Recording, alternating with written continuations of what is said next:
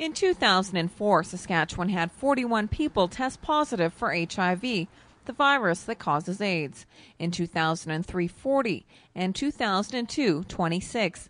But this year, the number of new HIV infections is on the rise. I suspect this year we're going to probably hit the 70s or 80s or even higher.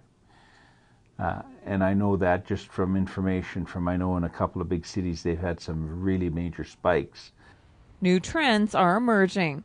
More women are becoming infected.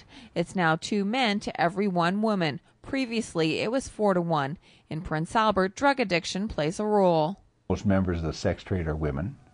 But in this community, unlike most other communities, about 60% of our people with an addiction problem are, or at least in our methadone program, 60% of our patients are women.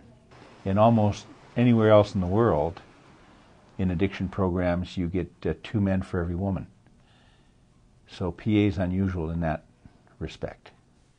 Across Canada, Aboriginal people are overrepresented in the HIV epidemic. Ken Ward has HIV and is a former Prince Albert resident. He says people from all walks of life need to take measures to control the spread of the disease.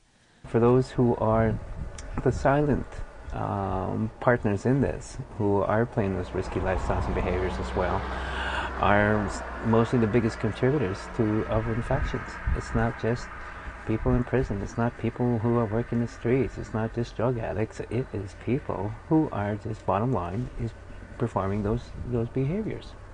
Since August 2004, the health region has had 8 new cases of HIV infection.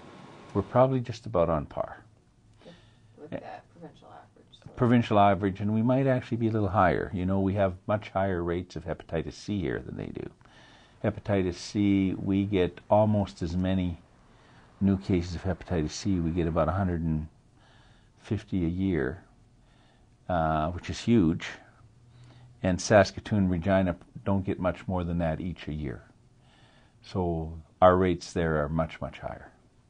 The cases of clinical AIDS remain constant at 30 or less in the province. For Shaw TV, I'm Lisa Rism.